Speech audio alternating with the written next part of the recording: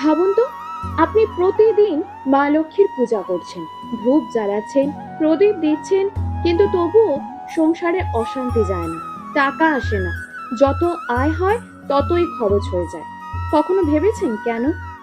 শাস্ত্রে বলা আছে, মা লক্ষ্মী শুধু পূজায় আসেন না, তিনি আসেন ঘরের পরিবেশ দেখে। আর আজ আমি বলবো এমন 5 ধরনের ঘরের কথা যেখানে মা লক্ষ্মী কখনোই থাকেন না। এই 5টা যদি আপনার ঘরে থাকে, হাজার পূজাও বৃথা, লক্ষ্মী আসবে না। শেষ পর্যন্ত শুনবেন, কারণ শেষের ঘরটা 90% মানুষের বাড়িতেই আছে। শাস্ত্রে বলা হয়েছে, মা লক্ষ্মী হলেন শুদ্ধতা, শান্তি আর শৃঙ্খলার দেবী। যেখানে পরিষ্কার পরিচ্ছন্নতা আছে, সম্মান আছে, শান্তি আছে, সত্য আছে, সেখানেই তিনি বাস করেন। কিন্তু যেখানে ঝগড়া, নোংরা, অহংকার, লোভ, সেখানে তিনি এক মুহূর্তও থাকেন না। এবার আসি সেই 5 ঘরের কথায়। প্রথম ঘর, যেখানে সব সময় ঝগড়া আর অশান্তি। যে ঘরে স্বামী স্ত্রীর ঝগড়া, শাশুড়ি বউয়ের কলহ, ভাইয়ে ভাইয়ের শত্রুতা, সেই ঘরে লক্ষ্মী ঢুকতেই ভয় পান। শাস্ত্রে বলা আছে, যেখানে কলহ সেখানে দারিদ্র নিজে এসে বাস করে। ঝগড়ার শব্দে দেবতারা দূরে সরে যান, নেগেটিভ শক্তি ঢুকে পড়ে। অনেক মানুষ বলে, আমরা তো খুব পরিশ্রম করি, তাও টাকা থাকে না, কারণ আপনার ঘরের বাতাসেই অশান্তি। একটা ছোট গ্রামে থাকতো রমেশ বাবু আর তার স্ত্রী মাধবী দেবী। রমেশ বাবু খুব পরিশ্রমী মানুষ ছিলেন। ভোরে উঠতেন, মাঠে কাজ করতেন, আবার সন্ধ্যায় অন্যের দোকানে কাজ করে কিছু টাকা আয় করতেন। শুরুর দিকে সংসার ভালোই চলছিল, কিন্তু ধীরে ধীরে মাধবী দেবীর স্বভাব বদলাতে লাগলো।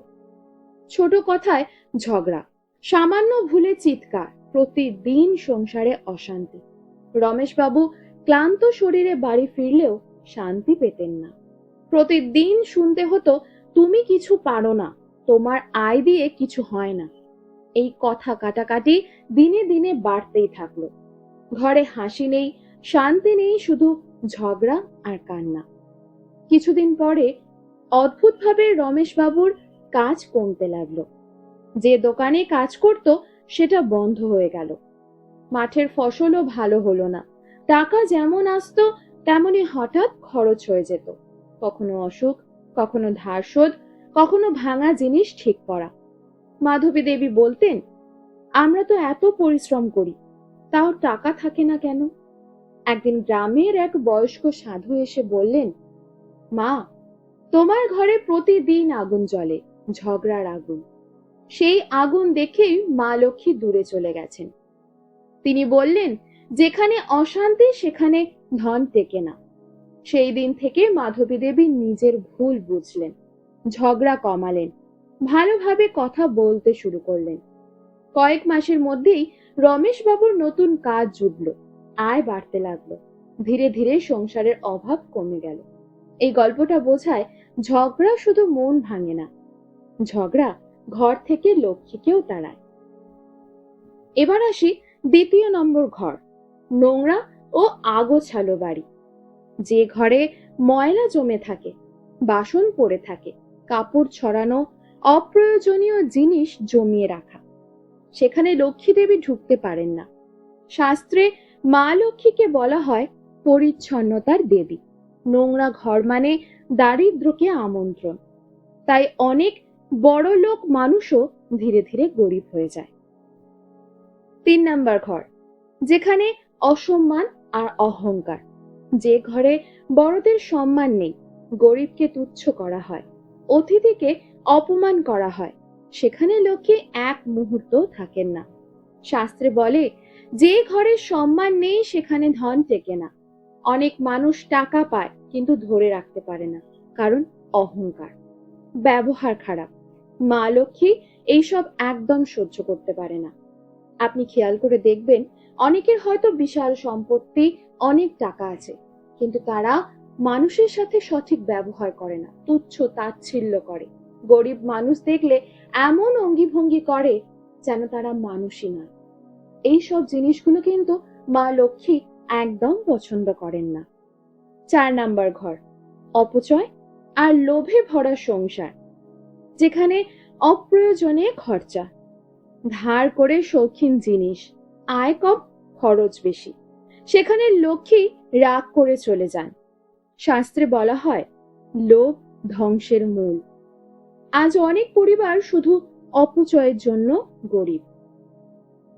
5 নাম্বার ঘর, যেখানে ভক্তি আছে কিন্তু চরিত্র নেই, এটা সবচেয়ে ভয়ঙ্কর।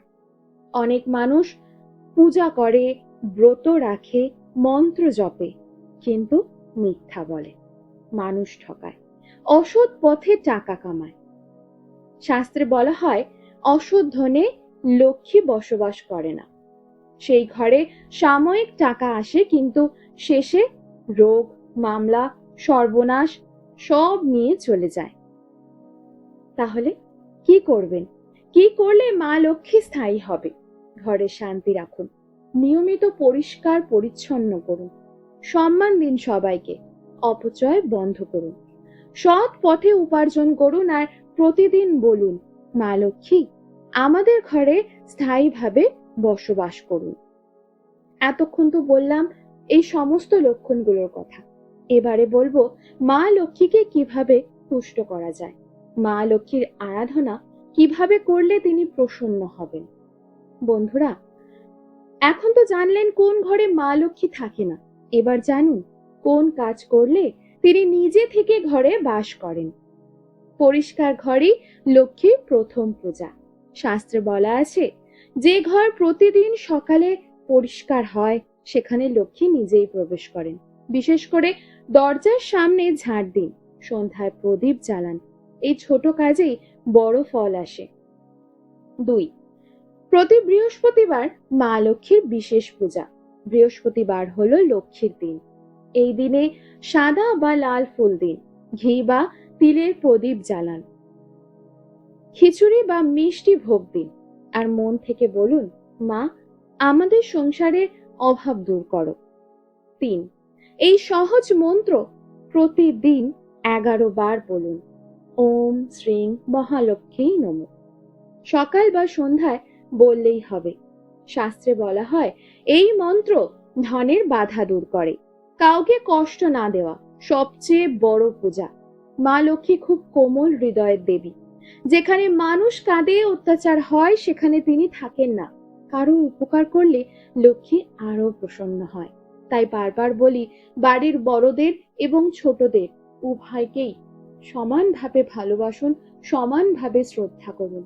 দেখবেন আপনার বাড়ির পরিবেশ একদম শান্ত হয়ে গেছে।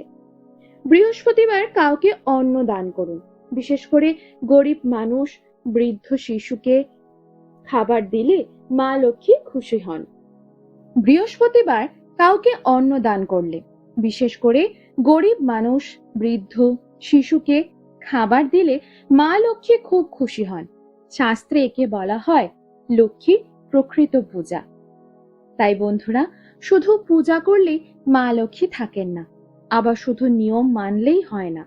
মন পরিষ্কার, ঘর পরিষ্কার, কাজ সৎ, এই 3 থাকলে মা লক্ষ্মী চিরদিন আপনার ঘরেই থাকবেন।